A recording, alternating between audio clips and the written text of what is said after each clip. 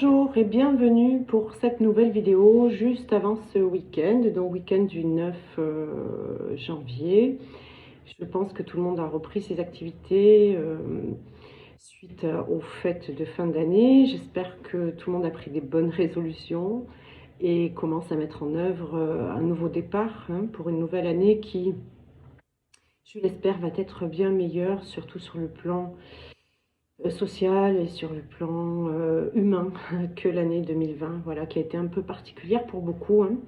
Alors une année quand même qui a, pour les flammes jumelles en particulier, révélé beaucoup de choses, qui a aussi permis beaucoup de réunions. Beaucoup de flammes jumelles se sont réunies cette année, sur cette fin d'année aussi, avec toutes les énergies qui ont bousculé. La fin 2020 était prévue de toute façon pour beaucoup de réunions. Voilà. Donc j'espère que pour ceux qui ne sont pas encore en réunion, qui sont seulement en retrouvailles ou encore en période de séparation, surtout de ne pas perdre confiance, de ne pas perdre la foi, de ne pas perdre votre enthousiasme à vouloir réunir ce lien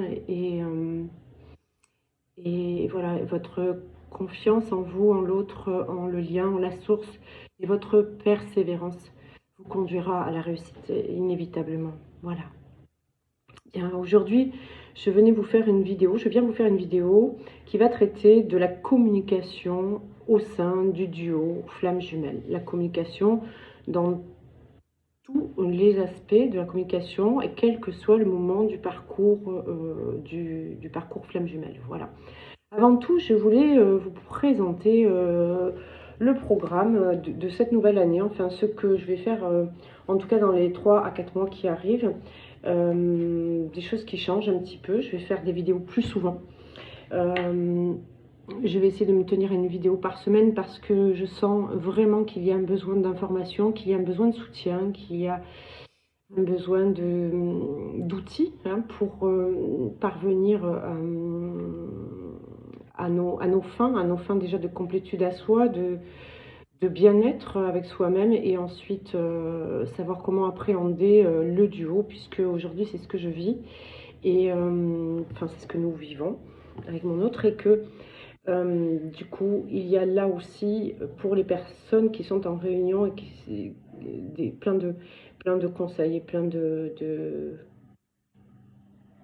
petites choses à vous transmettre pour parvenir au mieux dans cette étape qui est pas si simple. Voilà. Donc la communication au sein du duo de flammes jumelles. Avant tout, donc présentation du programme. Donc 2021. Tout d'abord, nous avons Saint-Maximin, comme je vous l'ai déjà présenté. Donc Saint-Maximin qui aura lieu sur 5 jours, du 24 février 2021, bien sûr, au 1er mars. Avec l'aide, le soutien de Véronique Flayol pour toute la partie yang, toute la partie terrestre, on va dire, voilà, et pour toute la partie évidemment théorique. Bien sûr, ce sont mes enseignements que je vais vous donner, en tout cas ce qui me semble être juste et valable pour vous aider, ceux qui m'ont aidé à moi en tout cas. Voilà, nous aurons la chance d'avoir un couple de flammes jumelles réunis avec nous, puisque nous avons Jean-Baptiste et Elisabeth qui seront là pour ce stage à Saint-Maximin. Et puis je serai également là en duo avec mon autre pour Saint-Maximin. Voilà. Donc ça permettra évidemment d'avoir une approche que je n'ai pas pu vous donner jusque-là, puisque tant qu'on ne vibre pas les choses, on peut pas les transmettre. Ça donnera donc une approche aussi des deux polarités et de comment l'appréhender, tout ce qui a pu se passer en période de séparation, tout ce qui a pu se passer en période bien sûr de réunion, voilà. Et quels sont les ressentis d'une polarité et de l'autre, parce qu'on a toujours que sa propre version forcément de cette appréhension du lien, mais il y a l'autre aussi qui a sa version à apporter. Et ce qui est intéressant donc dans ce stage, c'est que vous aurez la chance d'avoir les versions des deux polarités. Voilà. Ensuite, vous le savez aussi, je l'ai déjà dit, je le redis, il y a une formation de thérapeute à la méthode de Mélo qui va avoir lieu du 19 au 23 avril à Paris, comme d'habitude, au même endroit, dans le 17e arrondissement.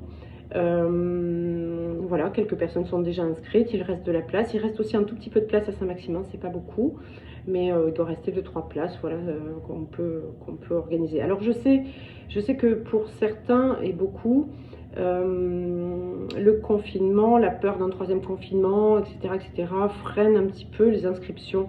Moi, j'ai envie de vous dire, si on s'arrête de vivre là maintenant et que on se met uniquement en protection, eh bien, on n'ira pas très loin. En fait, je crois que la vibration de la protection est une vibration de peur, donc je pense qu'il faut prévoir sa vie comme on l'aurait fait sans confinement, sans pandémie.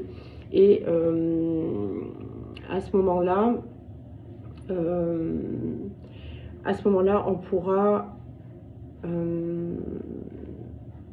créer par des vibrations créatives et non de peur ce qu'on veut vraiment. Voilà. La pandémie, de ce que je peux recevoir moi en message, va commencer à s'apaiser à mon avis vers le mois de mars-avril et puis va aller vers quelque chose qui touchera à sa fin sur la fin d'année. Voilà, donc on a une année qui va remonter, mais tout doucement. Et puis voilà, il faut faire avec. Je crois qu'il faut ôter ses peurs et faire ses projets comme prévu. Et puis de toute façon, il y a toujours au dernier moment des solutions. On peut soit déplacer un stage ou une formation, c'est ce que j'ai fait l'année dernière, hein. J'avais une formation qui tombait en plein confinement du mois de mars, et puis je l'ai déplacée au mois de juin, et on a fait une super formation au mois de juin, donc voilà, on peut déplacer, tout est possible, mais en tout cas, s'arrêter de faire des projets, pour moi, c'est se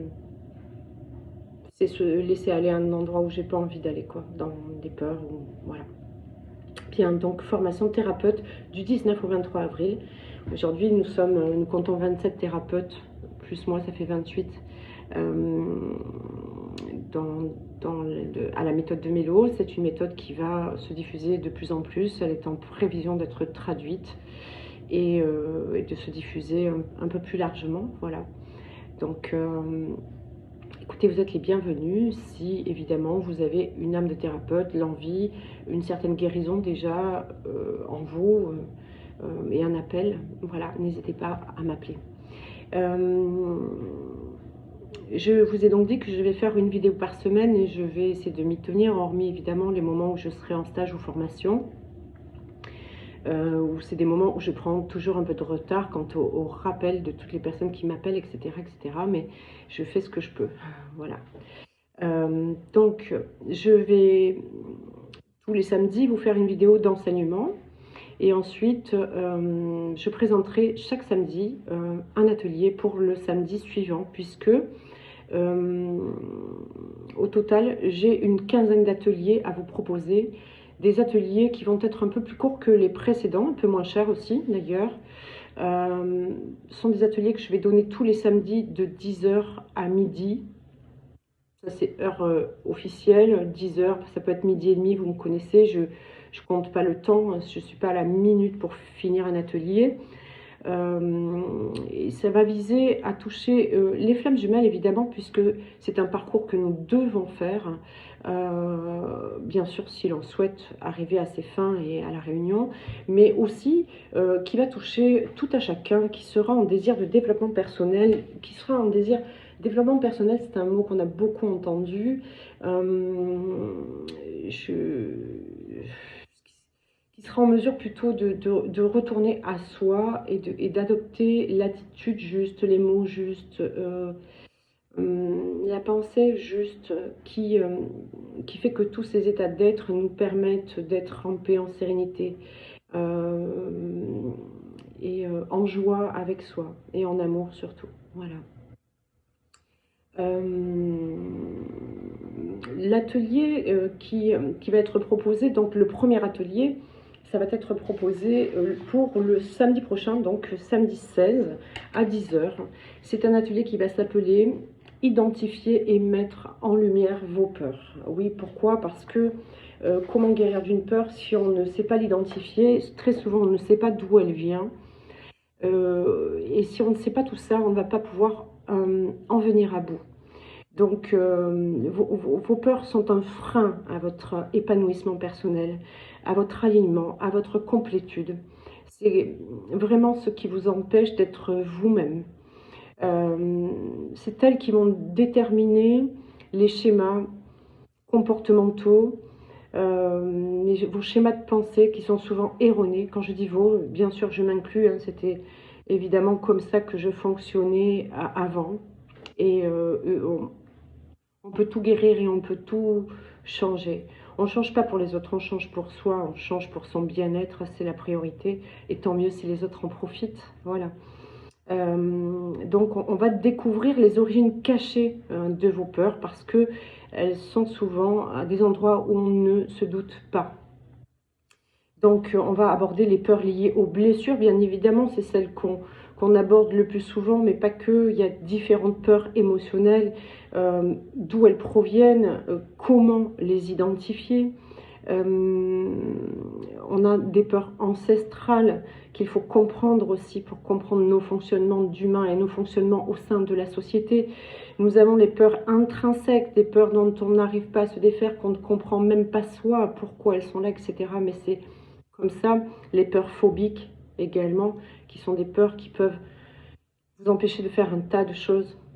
La peur du manque, je reviendrai sur la peur du manque, même si je l'ai abordée lors d'un atelier, mais c'est une peur qui va déterminer votre abondance. Abondance dans tous les aspects du terme de l'abondance, évidemment.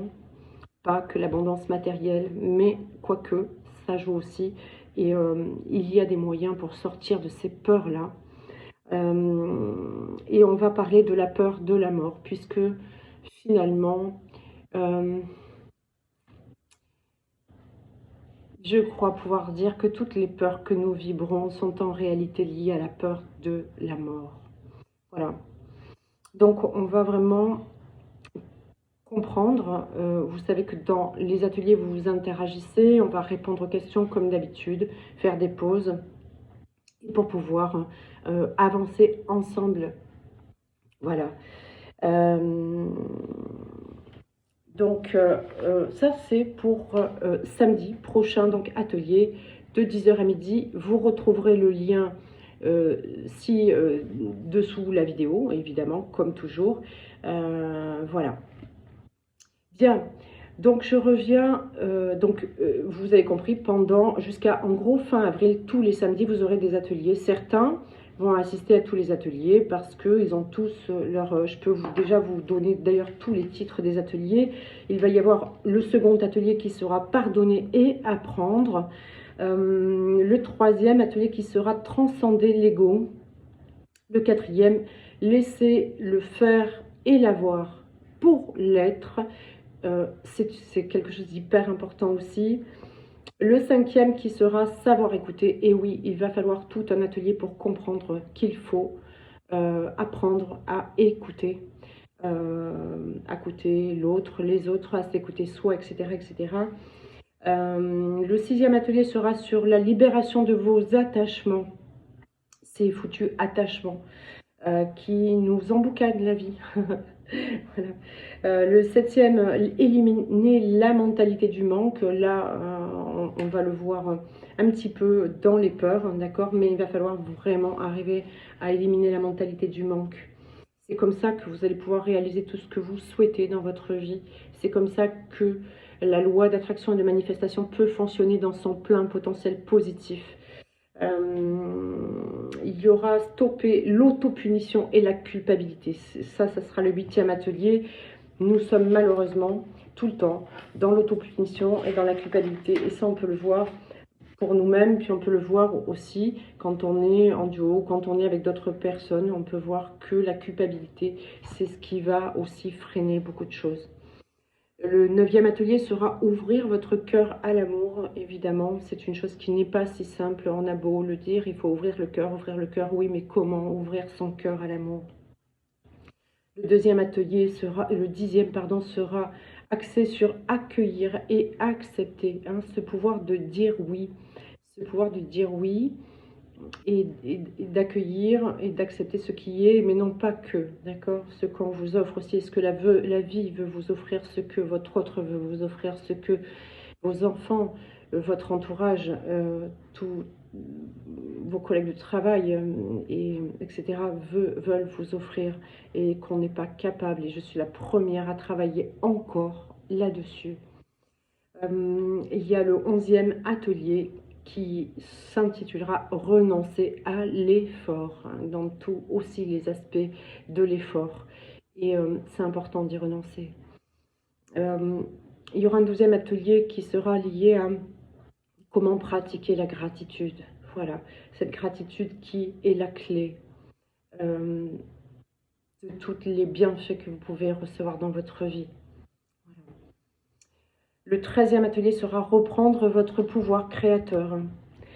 Et le 14e atelier sera manifester vos souhaits. Voilà.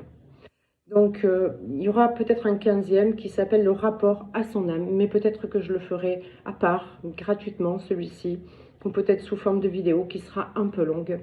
Je verrai. Mais en tout cas, c'est 14 ateliers qui vont nous conduire à peu près jusqu'à fin avril. Voilà, où nous aurons un rendez-vous hebdomadaire tous les samedis de 10h à midi.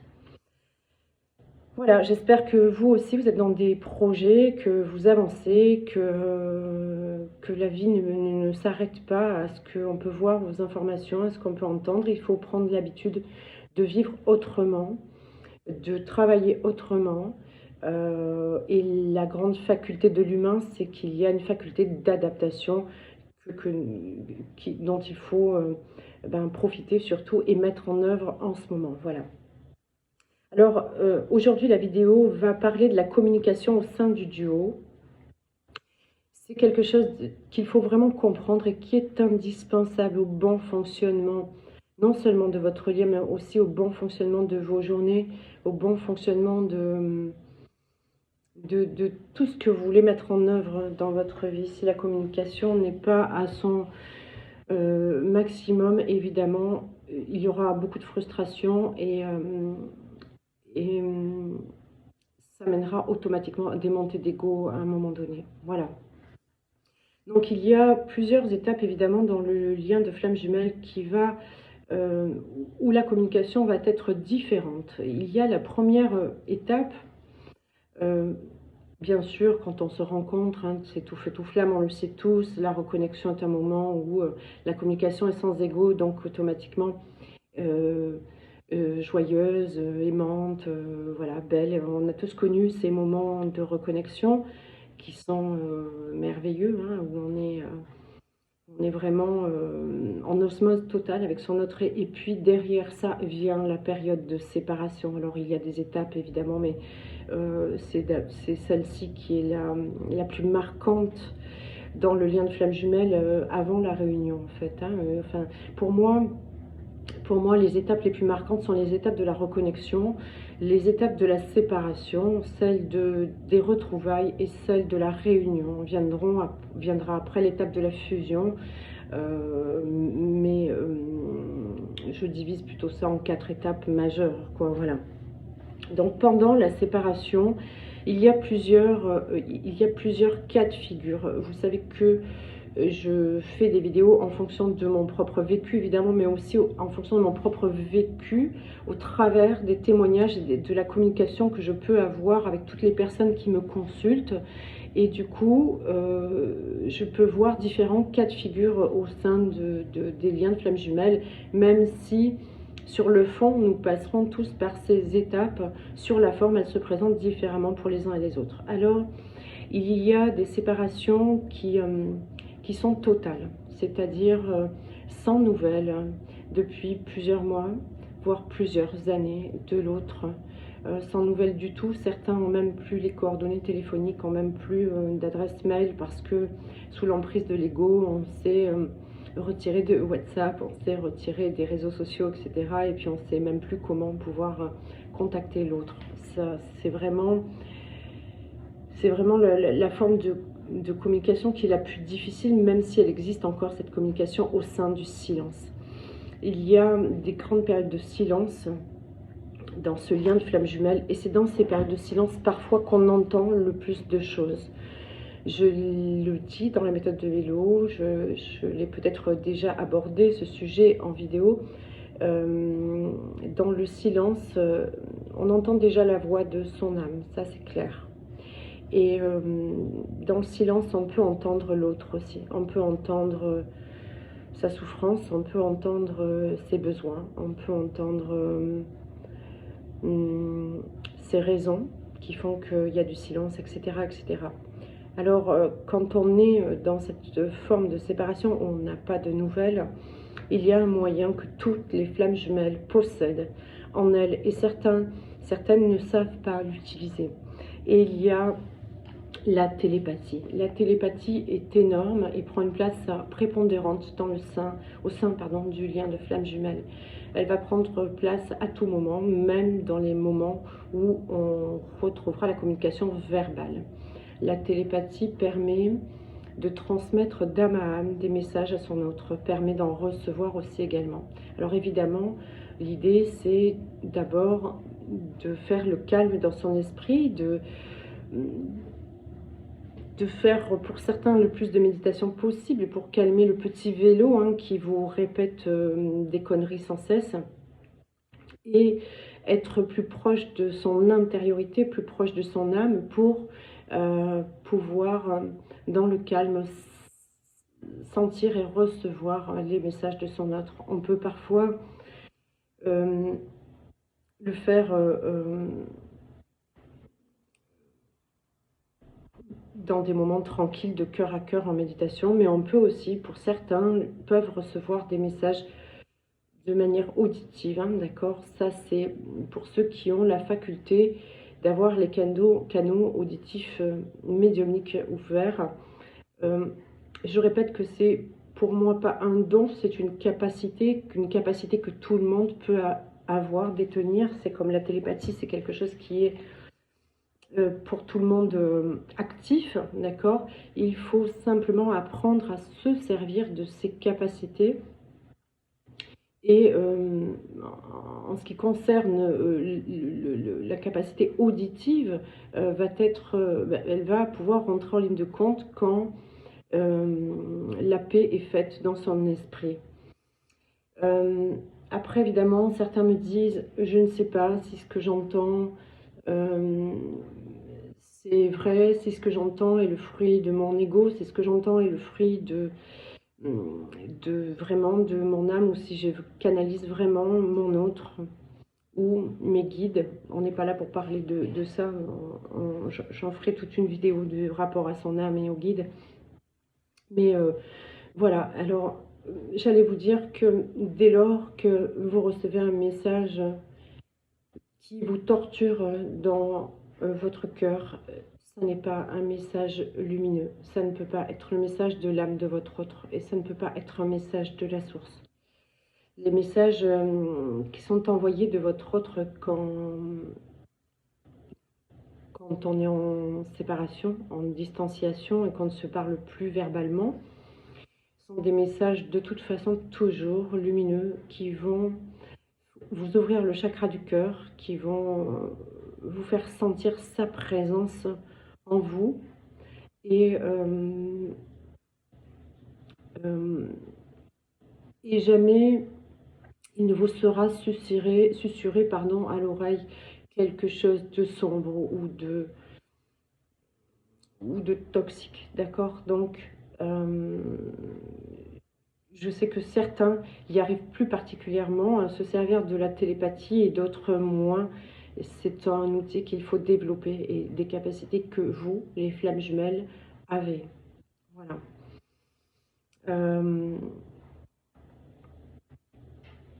Incluez votre autre dans vos soins, incluez votre autre dans vos prières. Il y a un moyen qui est simple, si vous avez une photo, c'est une chose que j'ai faite et que je peux faire aujourd'hui, même si je suis en réunion. C'est quand on est vraiment dans un moment de connexion, on prend la photo de son autre et on le regarde et on lui envoie tout son amour, sa bienveillance, tout ce qu'on a envie de raconter. On peut parler à l'autre de ses peines, de ses joies, de ce qu'on vit. On peut dire que c'est difficile, on peut dire qu'on a besoin d'aide. Vous n'aurez pas affaire à son ego à ce moment-là, vous aurez affaire à son âme, qui n'est autre qu'une partie de vous. Et automatiquement, il y aura un retour. Soit le retour, vous le sentirez immédiatement, avec, comme je vous le dis, le chakra du cœur qui s'ouvre, avec peut-être des choses qui vont vous venir dans la tête et qui peuvent être des réponses. Soit vous aurez, pour ceux qui ont le moins l'habitude de pratiquer la télépathie et la communication non verbale, vous aurez peut-être des signes en allumant votre poste de télévision ou dans une chanson ou un abribus ou quelque chose. Il y a aussi, je vais en parler vite fait comme ça, mais ce sont des choses qu'il faut faire quand on vibre très haut, quand on est sous une protection énorme et qu'on demande une protection énorme. On peut aussi prendre l'écriture intuitive avec son autre. Voilà. Donc c'est une possibilité. Pour ceux qui le maîtrisent, attention, ne faites pas n'importe quoi avec ça. Voilà, je le dis, je le répète. Et si vous voulez des conseils pour ça, ben, quand vous m'avez au téléphone, vous essayez de m'appeler, me dire j'ai besoin de savoir comment je peux communiquer par écrit avec mon autre. Et dans ce cas, je vous en donnerai l'information. Voilà. Mais ne faites pas n'importe quoi. Il y a des moments où on ne peut pas toucher à ce type de communication. Voilà. Et il faut le savoir.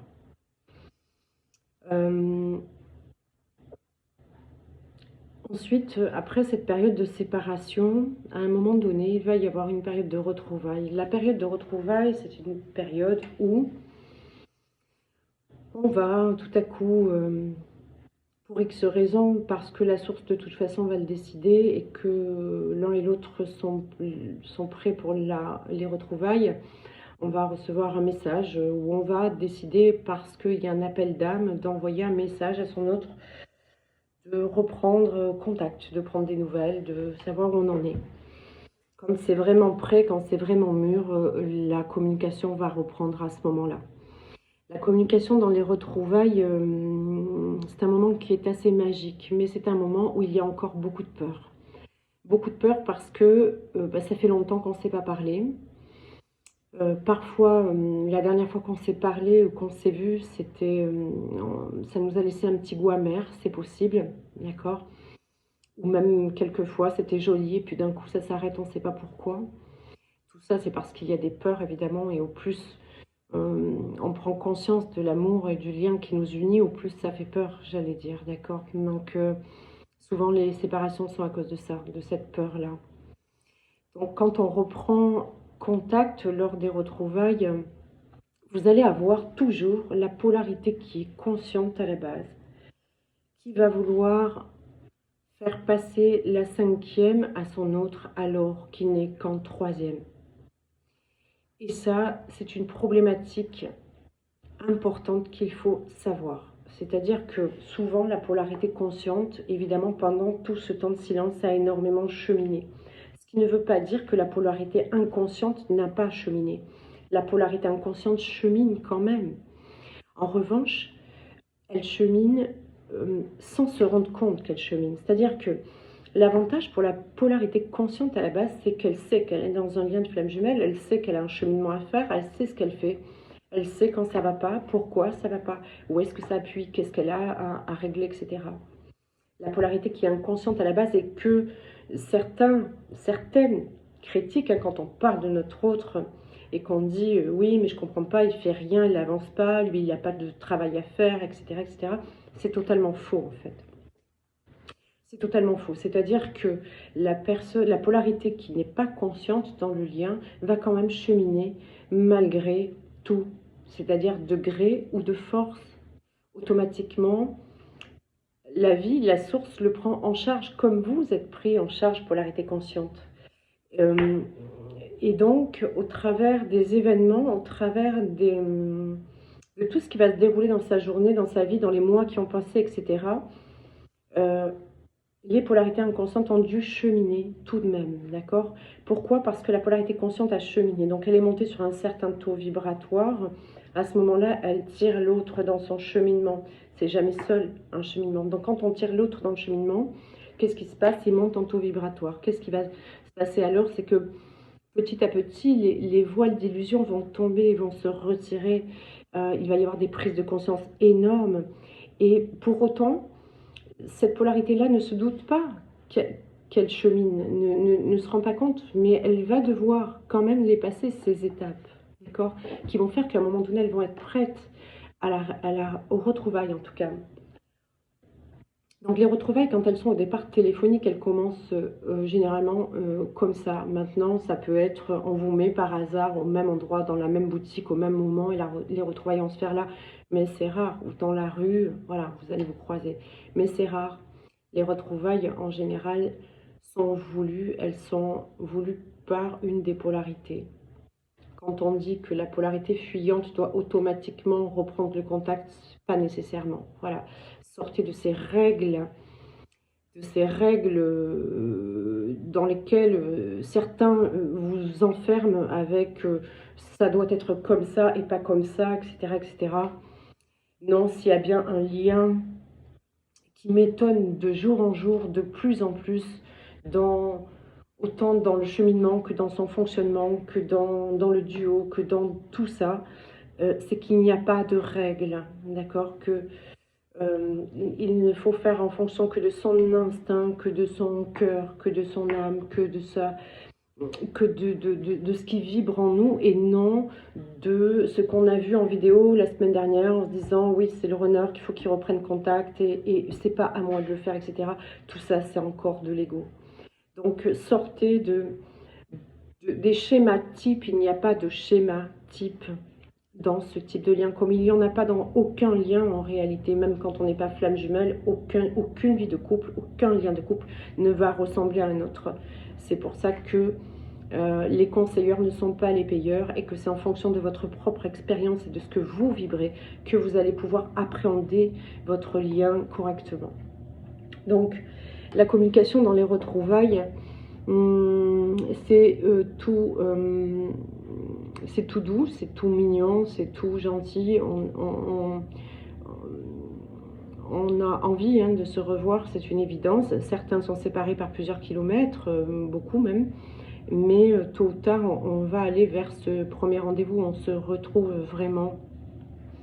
Et à ce moment-là, ça peut générer une peur intense chez les deux, d'accord? Parce que quand ça fait longtemps qu'on ne s'est pas vu et que on a pensé à l'autre pendant toute cette séparation, le fait de retrouver l'autre, bien, ça va pouvoir générer peut-être des peurs. Cette grande peur intrinsèque qui est, c'est comme si quelque part ça... vous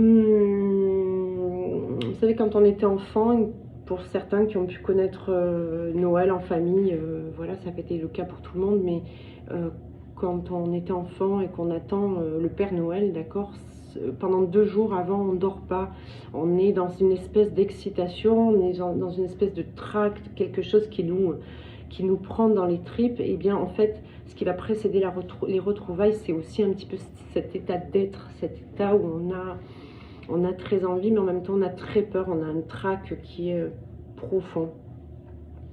Donc la communication va être importante à ce moment-là, mais quand on va se retrouver pour la première fois, je tiens à dire aux personnes qui sont en cheminement depuis longtemps, qui sont donc les polarités conscientes à la base, qui ont fait ce chemin en toute conscience, que ce que vous avez acquis n'est pas forcément ce que l'autre a complètement acquis. Il est peut-être en voie d'acquisition de tout ça, et peut-être même qu'il n'en a pas besoin, que le seul fait que vous ayez acquis ça, lui n'a pas besoin. Je dis lui, ça peut être elle, d'accord, peu importe que vous soyez homme ou femme. Pourquoi? Parce qu'en fait, je le dis, je le redis, on n'est pas jumeaux, c'est-à-dire on n'est pas identiques, on est complémentaires. Donc quand on dépasse quelque chose, quand on acquiert quelque chose, c'est pour le lien, c'est pour soi, mais c'est aussi pour le lien. Et l'autre qui ne fonctionne pas de la même manière ne va pas avoir besoin nécessairement de la même chose que vous pour comprendre ou avancer. D'accord? Certains me disent, est-ce que je dois dire qu'on est en lien de flamme jumelle? Ça ne sert à rien. Si un jour vous devez aborder le sujet, c'est parce que l'autre s'interrogera et que vous pourrez expliquer. Tant que la question ne se pose pas, c'est que l'autre n'a pas cette interrogation nécessairement, et c'est pas grave. Qu'on soit flamme jumelle, complément divin, vous l'appelez comme vous voulez, c'est pas grave si l'autre ne se pose pas la question de la nature du lien. L'autre le vit, le lien. L'autre a eu le manque pendant des mois, peut-être des années, à chercher voilà, ce qu'il avait déjà sous ses yeux, évidemment, ou ce qu'elle avait déjà sous ses yeux.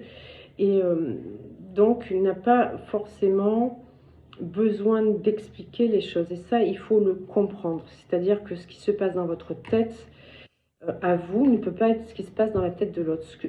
Ce qui sont vos besoins à vous personnels ne peuvent pas être les besoins de l'autre nécessairement. D'accord? Parfois, on a des besoins et des envies communes et parfois, c'est totalement différent. Et il n'y a personne qui a plus raison que l'autre. C'est juste qu'on est différents, point barre. Donc, je sais que les polarités conscientes, à la base, et c'est un moment crucial hein, dans les retrouvailles, si je vous le dis, c'est pas pour rien, va vouloir que l'autre passe à une vitesse supérieure. C'est-à-dire que, je donne un exemple à la noix, mais ça peut être un parmi tant d'autres. Ok, c'est le jour du rendez-vous, on se revoit, c'est très fort,